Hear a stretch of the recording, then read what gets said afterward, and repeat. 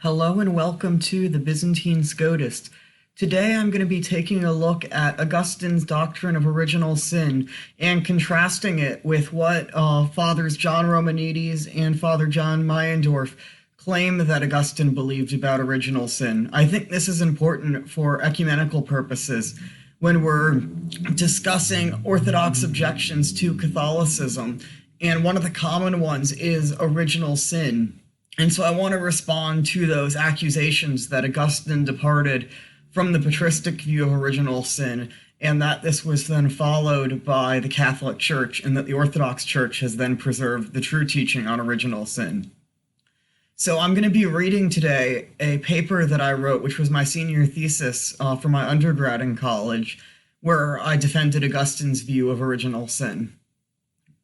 Section 1, Introduction. Original sin is today often seen as one of the dividing doctrines of the Eastern Orthodox and Catholic churches. According to the popular story, Augustine was influenced by Neoplatonism and a mistranslation of Romans 5:12, causing him to formulate a view of original sin in which infants are personally guilty of the sin of Adam and are condemned to hell unless baptized. There is no free will, and only grace can save someone. The Eastern Fathers supposedly held a totally different view, emphasizing human free will and that death only comes through Adam. This story was most famously articulated by Eastern Orthodox theologians Father John Romanides and Father John Meyendorff. However, on a closer analysis, the story turns out to be much more complicated. Augustine distinguishes different forms of sin, and the Eastern Fathers held that all mankind was present in Adam. This paper will analyze the claims of Romanides and Meyendorff and compare them to the historical, Augustinian, biblical, and patristic evidence. Section 2 will look closely at the arguments of Romanides and Meyendorff. Section 3 will analyze the history of the Pelagian controversy and look at which side was actually influenced by Neoplatonism and the reception of Pelagianism in the East. Section 4 will analyze what Augustine's view on original sin actually was. Section 5 will analyze the various possible interpretations of the ambiguous Greek grammar of Romans 5:12. Section 6 will look at the Jewish context of Paul to seek further clarification on the correct interpretation of Romans. Section 7 will compare Augustine to other fathers. Section 8 will then conclude by summarizing all the evidence and seeing if Romanides and Meyendorff's claims hold up to scrutiny. Section 2, the Theology of Romanides and Meyendorff. Romanides and Meyendorff contrast their understanding of Augustine's view of original sin with the wider patristic consensus. Romanides lays out his views in the ancestral sin. For Romanides, the fall begins not with the fall of Adam, but with the fall of Satan. It is through Satan's sin that death is introduced into the world. He uses Justin Martyr and Athenagoras' discussions of the creation of the Nephilim through sexual relations between demons and human women to prove this, although he understands these passages in the Fathers to instead refer to, quote, the perpetuation of the fall among men after Adam. In fact, in one spot, Romanides seems to deny that the fall of man, quote, did not happen automatically with the first made humans. He instead says that Adam entered into, quote, spiritual death. He claims that it is only with the murder of Abel that death entered into the world. In fact, he denies that any person dies because of Adam's sin, but instead insists that everyone dies because of their own sin. Elsewhere, however, Romanides contradicts this model. He claims at one point that man was made, quote, neither mortal nor immortal, and that they would have matured into immortality, but instead cut themselves off from grace. It is not entirely clear how to reconcile the variety of different statements about the origins of sin and death by Romanides. Nowhere does Romanides lay out a clear point-by-point statement about his own view. Rather, he focuses on critiquing the positions of Augustine.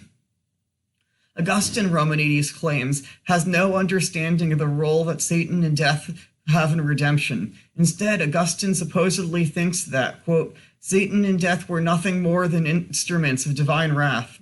Augustine is also wrong because of his belief that man is naturally immortal. Augustine additionally claims that Augustine held, quote, the entire human race shares in Adam's guilt because of, quote, the justice of God.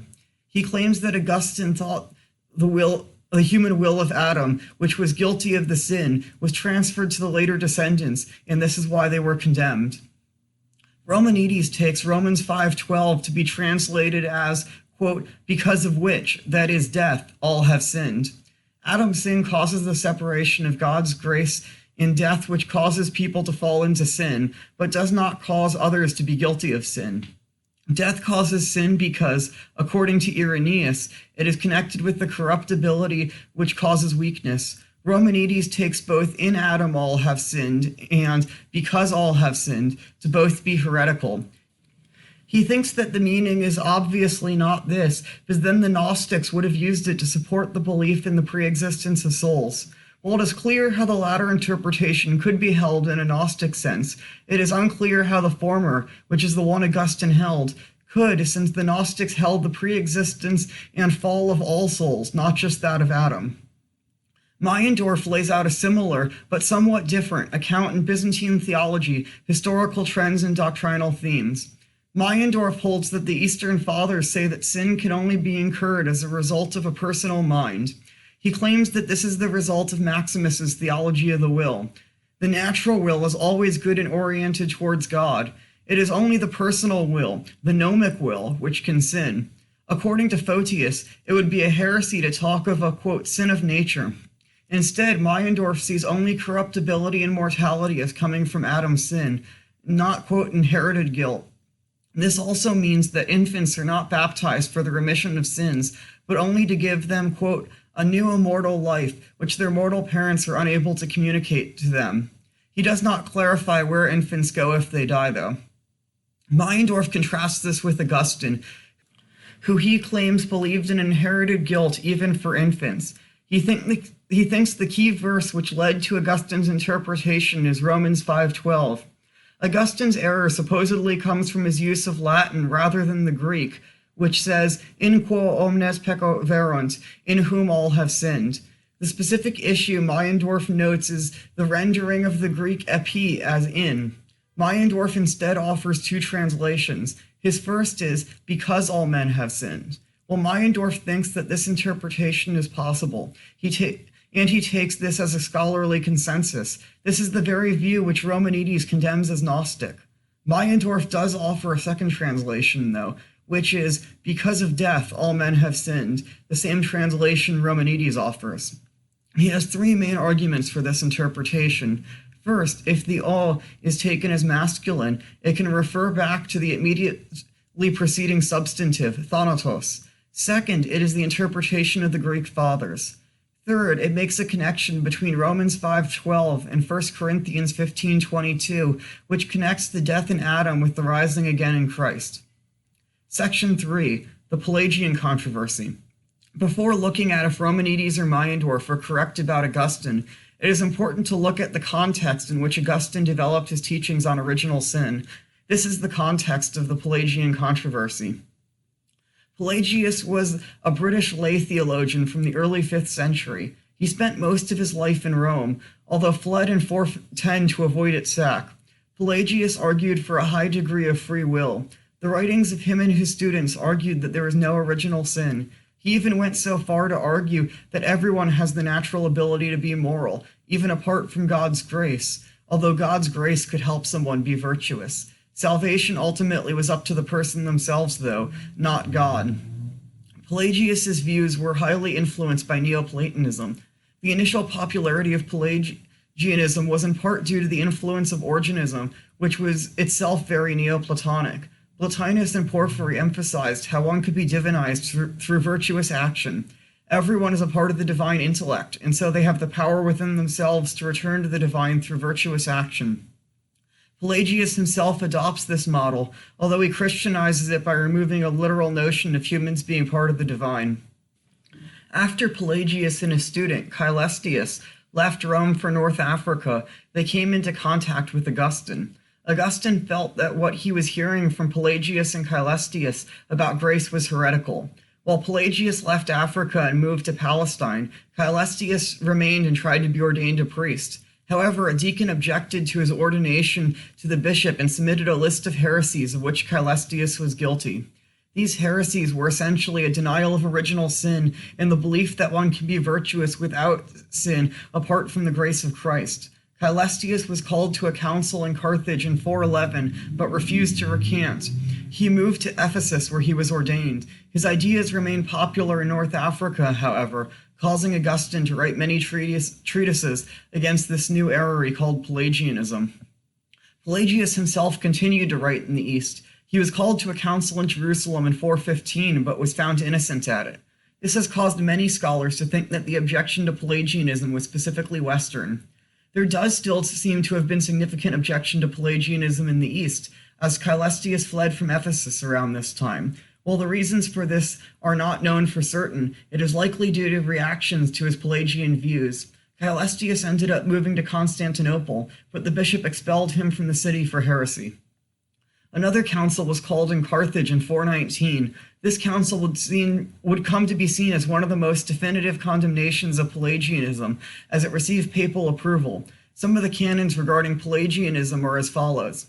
Canon 109, that whosoever says that Adam, the first man, was created mortal, so that whether he had sinned or not, he would have died in the body, that is, he would have gone forth of the body, not because his sin merited this, but by natural necessity, let him be anathema. Canon 10. Likewise, it seemed good that whosoever denies that infants newly from their mother's womb should be baptized, or says that baptism is for the remission of sins, but that they derived from Adam no original sin, which needs to be removed by the labor of regeneration, from whence the conclusion follows, that in them the form of baptism for the remission of sins is to be understood as false and not true, let him be anathema. For no otherwise can it be understood what the apostle says, by one man sin has come into the world, and death through sin, so that death passed upon all men, in that all have sinned. Romans 5:12. Then the Catholic Church everywhere diffused has always understood it. For on account of the rule of faith, even infants who could have committed as yet no sin themselves are truly baptized for the remission of sins, in order that what in them is the result of generation may be cleansed by regeneration. Canon 112. Also, whosoever says that the same grace of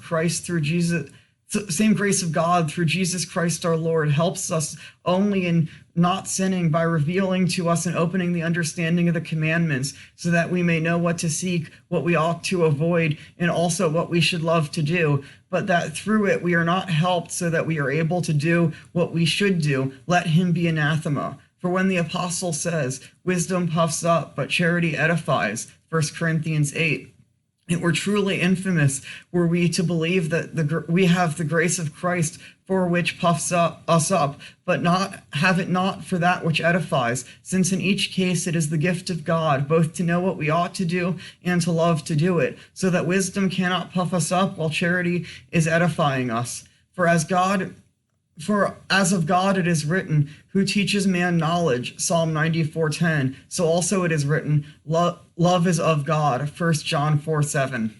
The main focus of these canons was condemnation of denying original sin and denying that grace is necessary for salvation. The use of Romans 5:12 and Canon 110 is important, as it shows that this verse was key in the condemnation of Pelagianism. However, just because this verse was quoted at a council does not mean it is the only verse underlying the theology of original sin presented here. While Pelagius himself died in 418, Pelagianism did not fully die out. Julian of Eclanum, an Italian bishop, continued to promote Pelagianism. This led Augustine to continue to write against Pelagianism. Meanwhile, Caelestius moved to Constantinople again. The new bishop, Nestorius, welcomed Caelestius. However, a few years later, both Caelestius and Nestorius were condemned as heretics at the Council of Ephesus in 431, finally anathematizing Pelagianism at an ecumenical level. The condemnation of Pelagianism in the East, as well as its connection to Nestorianism, shows that the East was no more sympathetic to Pelagianism than the West was. Pelagianism was rarely talked about after this in the East, but this is no surprise given that most of the writings on the matter were in Latin, and that Pelagianism only continued to be an issue after this in the West. Section 4. Augustine's view of original sin. As mentioned above, Augustine was the main theological opponent of Pelagianism. While there were many different doctrines of Pelagianism which Augustine opposed, key among them was original sin. At original sin lay the real core of the dispute. Pelagius held that man from birth had a, quote, natural sanctity to do good works. This ultimately allowed man to be saved without the need of grace. In order to argue that man needs grace, Augustine had to establish that man needs grace from the moment of birth. This would lead him to write frequently about original sin. Despite Augustine's copious writings on the matter, his views are often misunderstood. Although Romanides and Meyendorff make the claim that Augustine held that all humans, even infants, as personally guilty and worthy of damnation for the sin of Adam, a close reading of Augustine, however, reveals far more nuance in his thought. One of the difficulties with understanding Augustine's thoughts on the matter is that they evolved over the course of his life. Later students of Augustine in the centuries to come would even quote his own works from different points in his life against one another. However, there are overarching themes in general agreement, especially if one reads carefully. As Augustine debated the Pelagians, his theology matured and became more nuanced, but the same core doctrine remained. Augustine did believe in inherited sin. However, he is very nuanced in what he means by this. He is clear that they do not hold personal sin, since one can only be held personally guilty for a sin that they themselves have committed. In his initial debate with the Pelagians, Augustine makes this distinction through his terminology. There are three terms that Augustine uses for sin: culpa, reatus, and reus. These terms come from Roman legal language. Culpa usually translated as fault. Reatus and reus are both usually translated as guilt, but there is a slight difference in the Latin. Reus refers to the person accused or convicted of a crime, while reatus refers to the condition of being reus. Due to the similarity of meanings, Augustine initially used these terms interchangeably. However, when Augustine actually started debating the Pelagians, he begins to be very careful about nuancing his terms. At this point, he uses reus and culpa only for personal sins. Reatus is the only word he uses for the guilt of original sin. Augustine uses it as a liability for punishment, which is remitted in baptism. Later on, though, Augustine is forced to stop this, as Julian brings up earlier biblical and patristic witnesses who did not make this careful linguistic distinction. One specific issue was the translation of Romans 3:19 in the Old Latin translations, which rendered ipodikos liable for trial as reus. As a result, Augustine stops making the same linguistic distinctions. However, he still maintains the same theology, arguing to Julian that, quote, no matter whence a man is born, a man is innocent because there is no personal sin, and he is reum through original sin. Augustine specifies what type of guilt this is. It is concupiscence. This is the state of disordered desire which everyone is born with. He repeatedly calls it a carnal concupiscence, as it arises from the desires of the flesh. He considers it sin itself in the sense that it urges one to sin. Meyendorff considers one of the major differences that Augustine's views on original sin led him to are that infants are damned. This is actually an accurate portrayal of Augustine's views. In fact, Augustine rejects any sort of middle, third place to which infants could go. His reason is since they are not baptized, they are not part of the faithful and would suffer, quote, the wrath of God along with other heathens. However, the later Western tradition did not entirely follow Augustine on this point. While there was still a common belief that infants would go to hell, the later tradition held that no suffering was inflicted upon unbaptized infants. Augustine himself came to be interpreted this way too, based upon Augustine's own distinction between personal guilt and original sin. Augustine is uncertain in exactly what sense sin of Adam is present in infants. Drawing on 1 Corinthians 15:22, he does consider the relationship of Adam to Christ as type to antitype. He later bolsters this with Romans 5:12, but not initially. As a result of this typology in these scriptural verses, Augustine concludes that, quote, we were all in that one man, and so from birth we are, quote, vitiated by sin and bound by the chain of death and justly condemned. However, Augustine is not entirely sure in what sense humans were in Adam. He says specifically in that same passage that humans were in Adam in a, quote, seminal nature. He himself is not entirely sure what he means by this, though, and wavered back and forth The views that each soul is created fallen, that it is matter which passes sin on, or that the soul itself comes from the souls of the parents, although he found issues with all these stances. Augustine held that the doctrine must be believed, though, on the basis that it is taught in Scripture, taught by earlier fathers, and is seen in the sacramental life of the Church. Romanides misunderstands what Augustine means by all humans being in Adam. He takes Augustine to mean that, quote, in some way, Adam's will was inherited by his descendants. Romanides cites On the Grace of Christ and On Original Sin 248 as proof, but this passage says nothing of inheriting will.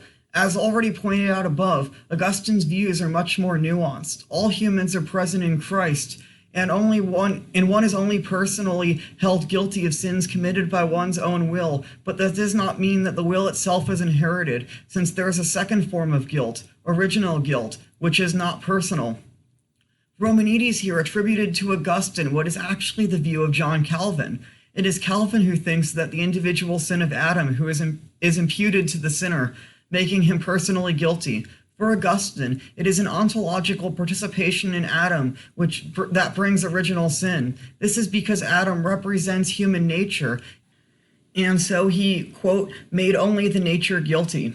Nathaniel McCallum points out that in this passage there is a seamless blending of the medical and legal terminologies that Meyendorff wishes to juxtapose. One major problem with the interpretation of Romanides and Meyendorff is that they read Augustine as though he were a Calvinist, but Augustine's views must be taken on his own terms. One other critique of Romanides must be considered here. According to Romanides, Augustine believed that the end of human life was a mere eudaimonia, like in Aristotle, rather than the Eastern patristic doctrine of theosis, or divinization. In actuality, what Augustine is denying is merely Pelagius's understanding of divinization. He instead views divinization as a radically divine process. It is God alone who gives grace and saves, and so it is God who divinizes man. This is in complete opposition to both Neoplatonism and Pelagianism.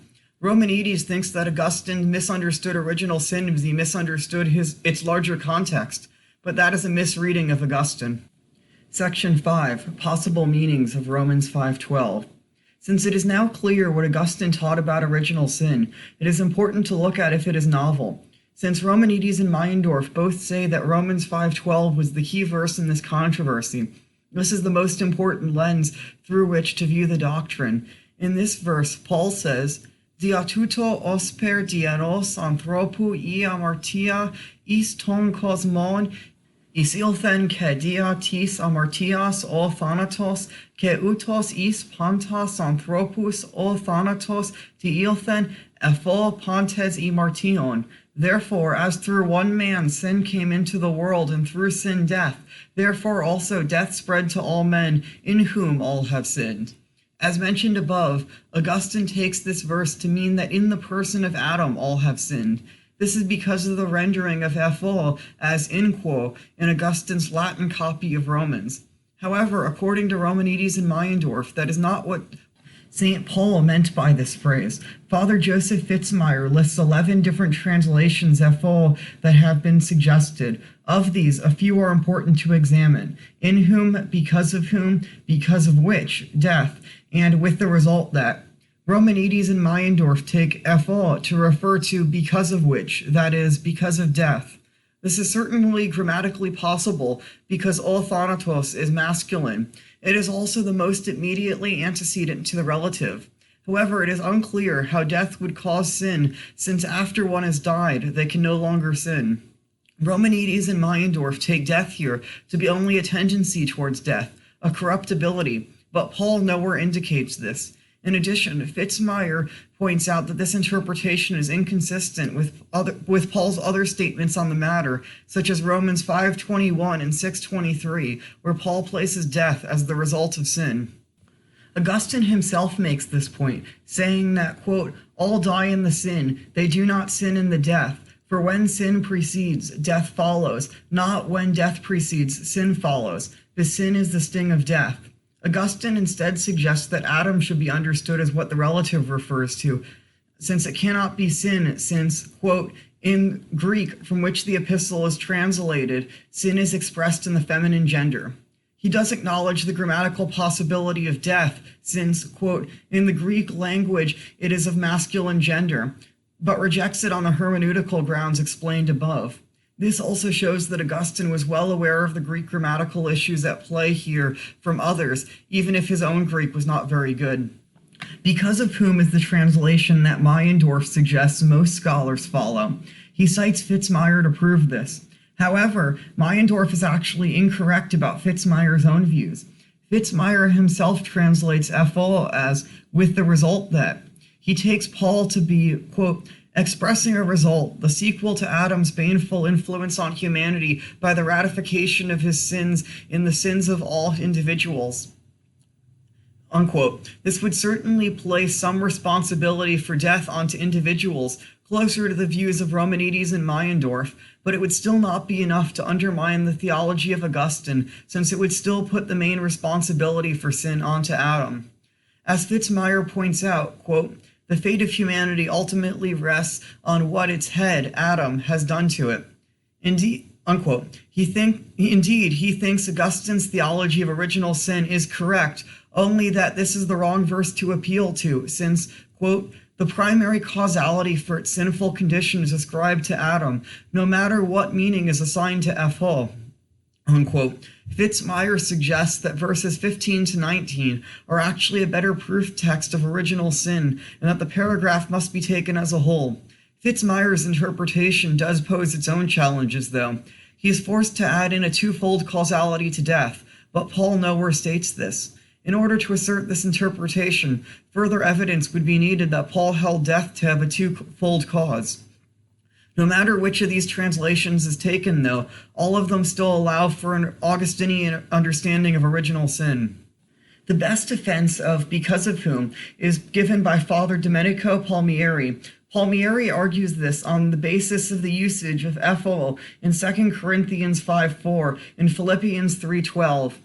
Kegar I ontes ento skini denozomen barumeni FO u thelomen ectisasthe. For also while being in the body we sigh anxiously, not because of which we wish to be unclothed. 2 Corinthians 5:4. Dioko de ke katalabo FO ke kataliphthin ipo Christu. But I push forward in order that I may lay hold of it, because I was laid hold of by Christ. Philippians 3:12. These verses certainly lend weight to Palmieri's interpretation. Fitzmyer and Palmieri also note that this is the general way the preposition is taken by the Greek fathers. However, because of whom is really not all that much different from in whom. In both cases, Adam's sin is the reason why all men have sin. The only difference is whether or not men actually are in Adam at the fall. Fitzmyer's primary objections to in whom is that Paul would have used en o instead, like he does in 1 Corinthians 15:12, and that enos anthropou is too far from o in order for it to be referring to Adam, the one man. However, these can be explained. First, mere difference of phrasing does not necessarily show a difference in meaning. Indeed, 1 Corinthians 15:22 was the main other verse appealed to in the Pelagian controversy, and Meyendorff himself thinks that Romans 5:12 should be interpreted in light of this verse. Paul's theology should be understood as a unitary whole, and so it makes sense to interpret Romans 5:12 in light of 1 Corinthians 15:22. Secondly, the fact that enos anthropou is far from o is not proof that the latter cannot refer to the former. The fact that they are both in the same sentence leaves it as a likely possibility. Even if it were a difficulty, it is still not a certain proof. If the evidence were to suggest that o refers to enos anthropou, then their separation by a mere 19 words would not be enough to suggest otherwise. As shown, any interpretation poses some interpretive challenges, and this one seems to be very minor compared to the other challenges. It seems then that in whom or because of whom are the best possible interpretations, and these are close in meaning. An analysis of Paul's Jewish context may help to provide some weight to the former. Romans 5:12 in its Jewish context. Augustine's interpretation of Romans 5:12 is based upon the notion of corporate personhood. Corporate personhood is the idea that one person can represent a whole group of people. It is frequently thought that Augustine's notion of corporate personhood is Platonic and would therefore be foreign to St. Paul. Meyendorff actually accepts the notion of corporate personhood as it is in St. Gregory of Nyssa, and so we should have no issue with Augustine going in this direction. However, since some may object to Gregory of Nyssa's interpretation as foreign to the New Testament, it will be worth examining the concept of corporate personhood in Second Temple Judaism to see if the concept would have actually been foreign to Paul. In the Old Testament, it is actually very frequent that an ancestor represents his whole people. Israel is frequently referred to with respect to its relation to, quote, the seed, Zerah, of Abraham, Isaiah 41:8, see Joshua 24:2. In fact, the name Israel itself refers to the descent of the people of Israel from Jacob, who was renamed Israel by God.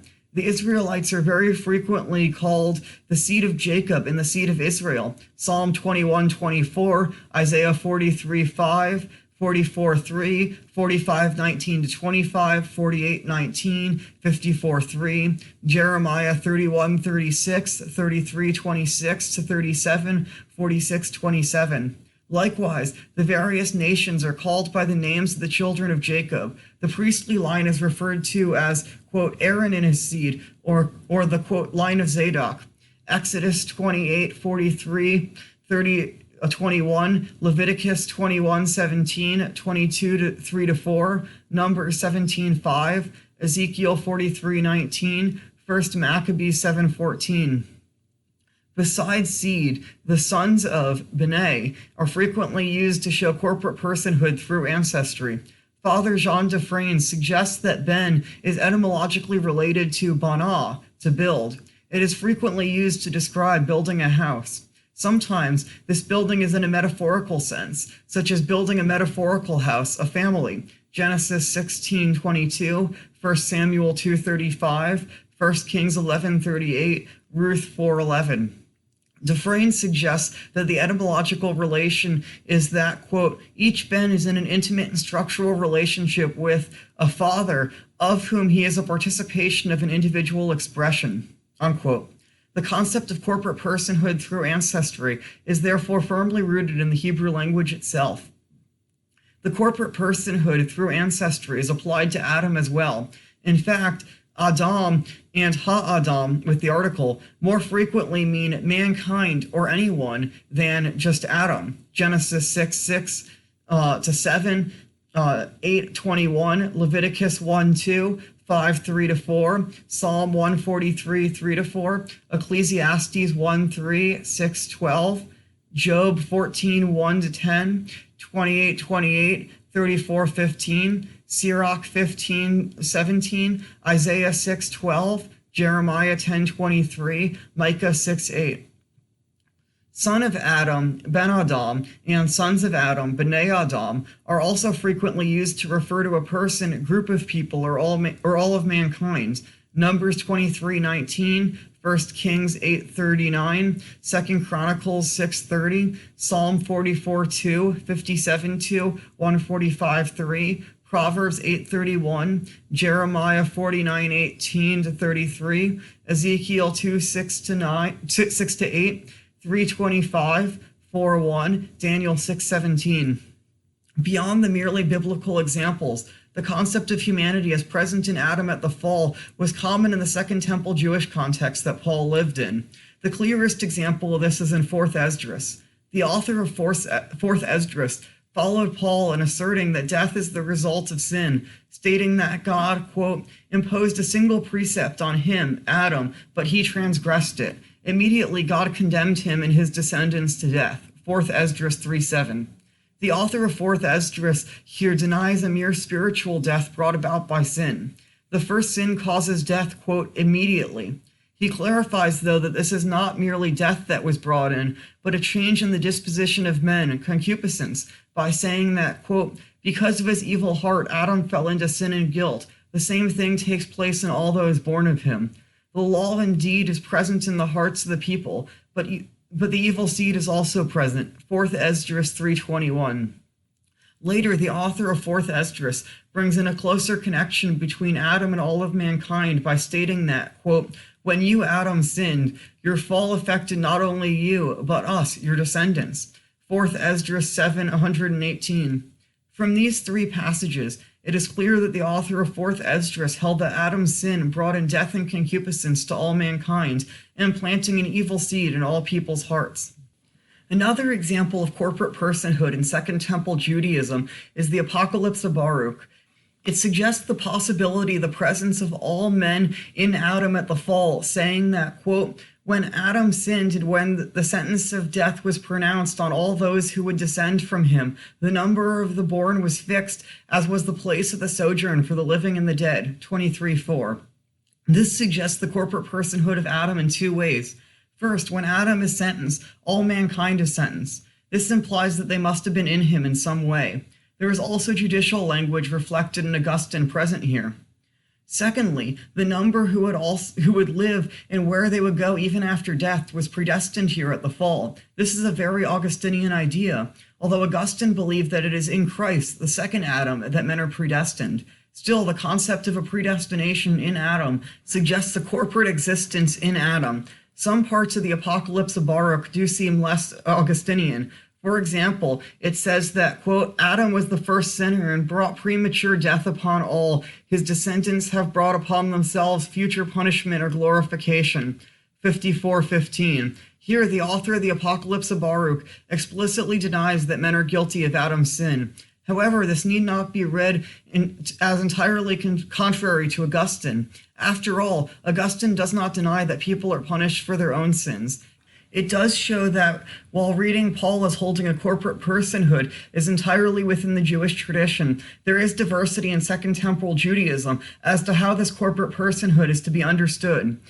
It is also important to note that he takes death brought in by Adam to be a literal, not merely spiritual death. Indeed, the concept that Adam's sin merely brought spiritual death is entirely absent from Second Temple Jewish thought.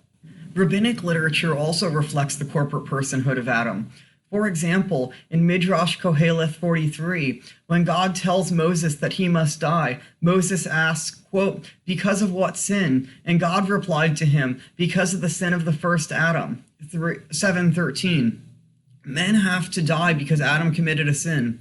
This seems to suggest that in some sense, Midrash Koheleth 43 holds everyone in some sense, even if not personally, guilty of the sin of Adam and so sentenced to death because of it. Other rabbinic literature goes even further with the corporate personhood of Adam. One passage in Yalkut Shimoni teaches that when God made Adam, he, quote, summed up the entire creation in him. In this example, Adam is not merely the corporate representative of mankind, but of all creation. Paul echoes a similar sentiment. See Romans 8:22. The corporate personhood based on ancestry is present in much of the New Testament. Ben Adam is used in the New Testament frequently as son of man, or ios tou anthropou, to refer to Jesus. In the Aramaic in which Jesus originally spoke, he may have been calling himself son of Adam. While the most famous use of son of man in the Bible does not use Ben Adam, Daniel 7:13, most other instances of the phrase do, such as Daniel 8:17 and most uses of it in Ezekiel. The Gospel of John specifically is full of language of corporate personhood, calling his followers the true, quote, seed of Abraham, sperma Abraham, and the children of Abraham, tekna tu Abram, John 8:36-41. The author to the Hebrews also refers to the Israelites as, quote, in the loins, Osfi of Abraham, Hebrews 7:10. This last example shows the idea of a person being present in their ancestor existed in early Christianity, regardless of the authorship of Hebrews. Section 7, Original Sin in the Church Fathers. Despite its great importance in the New Testament, original sin is not a widely discussed topic in the Ante-Nicene Fathers. Among the Apostolic Fathers, there is essentially no discussion. However, it quickly does become a topic of interest. One early father to discuss the topic was St. Irenaeus. Irenaeus is one of Romanides' main sources, being mentioned on 56 pages. Romanides claims that Irenaeus holds that all in Romanides 5:12 referred to death, not sin. This would be impossible to know, though, given that Irenaeus does not cite the verse a single time in his entire extant corpus. Romanides also claims Irenaeus, quote, uses the phrase because of death, epi to thanato, etiologically. However, unquote. However, the phrase epi to thanato does not appear in any extant work of Irenaeus. Romanides cites one example from the Bibliotheke Elinon Pateron ke Ecclesikion Sigrapheon. However, the fragment Romanides quotes is not considered authentic. Indeed, it is so certainly inauthentic that the Clavis Patrum Graecorum does not even bother to include it with a note of spuriousness. Even if this quote is authentic, though, it does not prove discontinuity with Augustine. Romanides claims that Irenaeus says that, quote, the passions that have naturally befallen us because of death, I refer to grief, cowardice, perplexity, distress, and all the rest by which our nature is afflicted with death and corruptibility is known. It is not at all clear here that Irenaeus is intending this as an interpretation of Romans 5:12. It is not under dispute that the fall brought about the passions according to the fathers.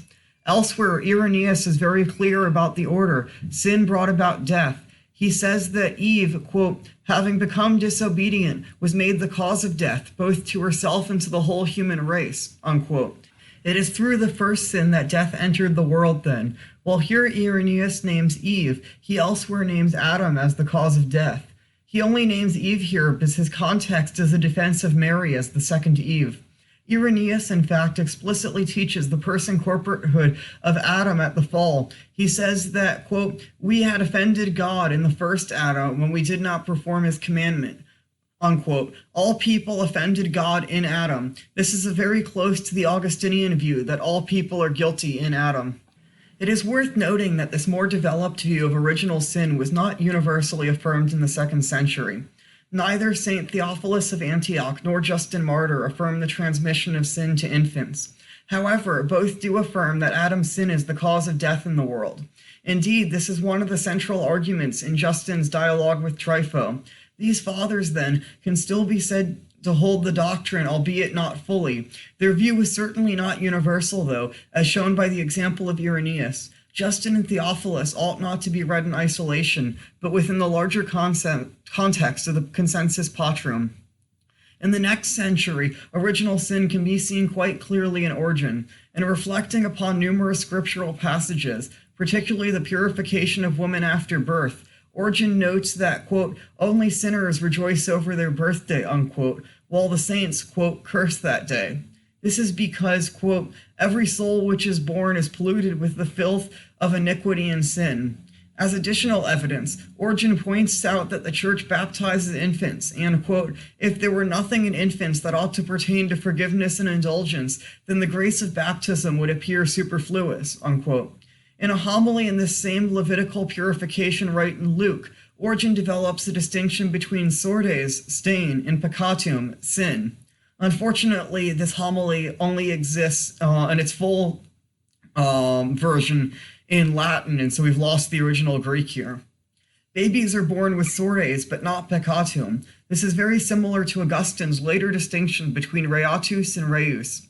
Infants are born with some sort of stain, but it is distinct from personal sins. Palmieri also points out that when Origen uses Romans 5:12, he takes Ethol to refer to Adam. Although the Church came to reject Origen's belief in the pre-existence of souls, this is not essential to Origen's views on original sin, since the pre-existence of souls was just Origen's method of explaining how all humanity was present in Adam. This particular metaphysical explanation is not necessary for the doctrine expressed here. Contemporary with Origen, St. Cyprian also uses baptism to prove the need of infants to receive baptism for the remission of original sin. Cyprian says that a newborn, quote, has not sinned, except in that, being born after the flesh of Adam, he has contracted the contagion of the ancient death at its earliest birth, unquote. An infant baptism, then, is, quote, remitted not his own sins, but the sins of another, unquote. This is nearly identical to what Augustine would write in the same region a century and a half later. As early as the 3rd century, then, the transmission of original sins to newborn was universally held. Tertullian also witnesses to original sin in the 3rd century, especially the corporate personhood of Christ. Tertullian distinguishes between the soul as initially, quote, in Adam until it is born again in Christ. This shows Tertullian's view of the corporate personhood of Adam. Tertullian's reasoning for this was that, quote, the soul, which may be compared with the nascent sprout of a tree, has been derived from Adam as its root, unquote.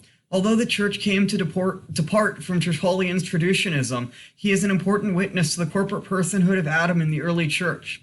Like Origen, Tertullian's particular metaphysical explanation is not necessary to uphold the doctrine he expresses here. The Eastern Fathers from Augustine's own time of the 4th and 5th centuries are also in agreement with Augustine. St. Gregory of Nyssa's writings on original sin are strikingly close to Augustine. Speaking of the exile from paradise, he says that all men, quote, in our first ancestor were thus ejected, unquote. The corporate personhood of Adam is central to Gregory's theology. He explains this corporate personhood by saying that through Adam's fall, quote, death has been mingled with human nature, unquote. This finally allows for an explanation of the corporate personhood of Adam without leading into the heresies of the pre-existence of souls or traditionism. Adam represents all of human nature. The fall causes one to have a fallen nature because they are in the nature that Adam has. Christ is the second Adam and offers a redeemed humanity to all men. St. Basil and St. Gregory Nazianzen also speak of the corporate personhood of Adam in similar language. Basil talks of the human race being present in Adam before the fall, saying that, quote, we were once glorious when we lived in paradise, unquote. Likewise, Gregory speaks about how all men have, quote, wholly sinned and was condemned through the disobedience of the first form, unquote. The Cappadocians all hold the same theology, that it is through human nature that all of humanity was present at the fall, to the point that they even feel free to speak of themselves as being there in the first person. While the Cappadocians do not go as far as Augustine to declare that infants are damned, they do come close. Gregory Nazianzen, for example, when speaking of infant baptism, says, quote, others are not in a position to receive it, perhaps on account of infancy or some perfectly involuntary circumstances through which they were prevented from receiving it, even if they wish. As then in the former case we have found much difference, so too in this. They who altogether despise it are they that are worse than they who neglect it through greed or carelessness. These are worse than they who have lost the gift through ignorance or tyranny, for tyranny is nothing but an involuntary error. And I think that the first will have to suffer their punishment for all their sins, so for their contempt of baptism, and the second will also have to suffer, but less, because it was not so much through wickedness as through their folly that they wrought their error, and the third will neither be glorified nor punished by the righteous judge, as unsealed and yet not wicked, but persons who have suffered rather than done wrong. For not everyone who is bad enough to be punished is good enough to be honored, just as not everyone who is good enough to be honored is bad enough to be punished. This essentially posits the doctrine of limbo before it had ever been suggested in the West. There is a third place unbaptized infants go because they have a sinful nature from Adam, but they have no personal sin. Indeed, on this point, Gregory Nazianzen is actually closer to the greater Western tradition than even Augustine. In commenting specifically upon Romans 5:12, St. John Chrysostom is clear that Ethel refers to Adam, not death. How then did death come in and prevail? Through the sin of one? But what means Ethel pontes imartion? This, having once fallen, even that they had not eaten of the tree, did from him, all of them, become mortal, unquote. All men, not just Adam, die because of the sin of Adam. Nowhere in this passage does Chrysostom even suggest that death is the cause of sin as the meaning of Romans 5:12. It is unclear whether Chrysostom takes all here to refer to in or because. This shows the closeness of these two ideas in the Greek Father. They do not try to separate out these two concepts, but rather took it as one general idea of epi, for which there is no perfect English or Latin equivalent. St. Cyril of Alexandria, who presided over the Council of Ephesus in which Pelagianism was condemned, also discusses the corporate personhood of Adam.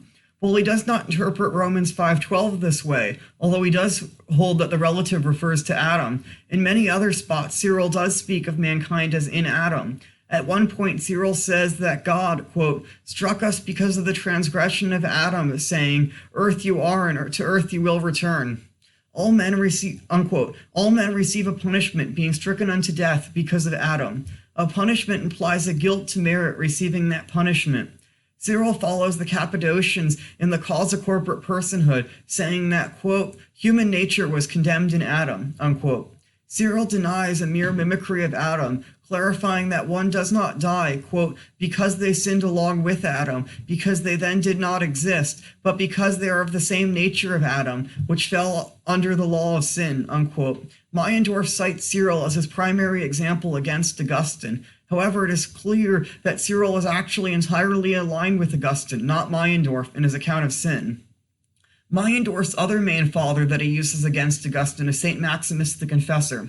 This is already a problematic line of argument, because Maximus is 2 centuries after Augustine, so if there is discontinuity, it would be Maximus who is the innovator. However, there is once again continuity. While there is no direct proof Maximus read Augustine, he spent much of his life in Carthage, so Augustinian influence should not be surprising. One of the key features that Meyendorff mentions in Maximus is his view of the will. However, he holds the same view of the will as Augustine. There is a natural will that reaches out towards the end of human nature, and there is another will which reaches out towards fallen desire. Maximus uses this other desire to develop the concept of the deliberative, nomikon, will, while Augustine calls this second desire concupiscence and leaves it at that. The two concepts are essentially the same in purpose. Meyendorff's insistence on calling it the, quote, nomic will obscures its essential meaning, that it is the deliberation between choices. Even if one were to argue that Augustine does not develop his view far enough, this accusation cannot be placed on the larger Western tradition, as the scholastics actually adopted the distinction between natural and deliberative wills from Maximus by way of St. John of Damascus. Maximus does not shy away from judicial language to speak of original sin. He calls the death following from original sin a, quote, natural debt.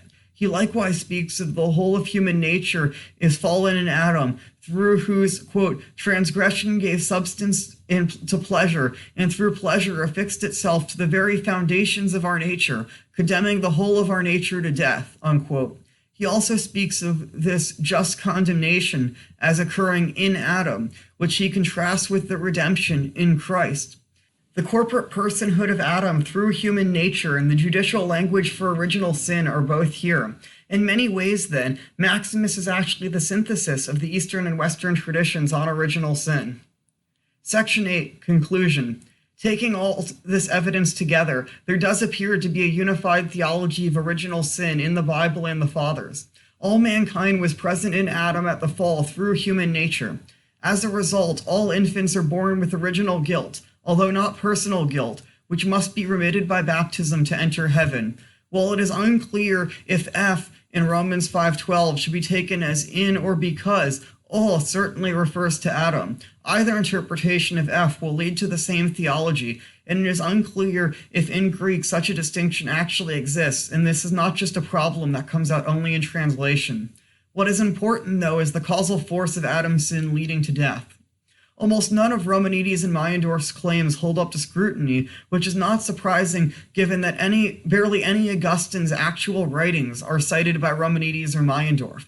Romanides makes 2 brief citations of De Gratia Christi de Peccato Originali in one paragraph, but never cites him anywhere else. Meyendorff briefly mentions Augustine's De Trinitate, but this is not a work on original sin, and does not cite a single word of the actual work, so it does not appear he has actually read it. The claims of Romanides and Meyendorff do very closely mirror the claims of the Pelagians, though. Both deny the force of original sin and the presence of humanity in Adam. Indeed, neither of them say anything negative about Pelagianism in their works. This leads one to believe that they were crypto-Pelagians. In their attempt to not be Latin, they have fallen into an error condemned by the East as well. This shows the need to change the way that apologetics and ecumenism are done. Romanides and Meyendorff came to the Fathers with the preconceived notion that what the West believes must be wrong. This causes them to twist what is taught by both the East and the West. Indeed, one must be a serious scholar first and do apologetics or ecumenism only subordinated to it. There is nothing wrong with arguing one is correct or trying to reconcile the schism, but both of these must be done in truth, because one ought to seek the truth above all things. Indeed, in doing serious scholarship, it has been shown that the East and West are actually in agreement on original sin. When one places honesty and scholarship first, what follows can only be good if one is truly seeking the good and true. I hope you enjoyed this recording of my senior thesis. It will also be up on my academia page linked below if you'd like to read the paper, and that also includes all of the citations for the different patristic and scholarly quotes throughout the paper. If you liked this video, please like, comment below, subscribe, hit the bell icon for notifications, share this with your friends, post it on Facebook or Twitter. If you want to see these videos a week early, you can get early access through Patreon. If you don't want to see the videos early, but you still want access to exclusive scholarly interviews, you can subscribe on Patreon for $5 for that. So far, I've had an interview with a Catholic therapist applying Scotism to his Catholic therapy. And I also had an interview with John Fisher 2.0 from YouTube about his application of Scotism to analytic philosophy.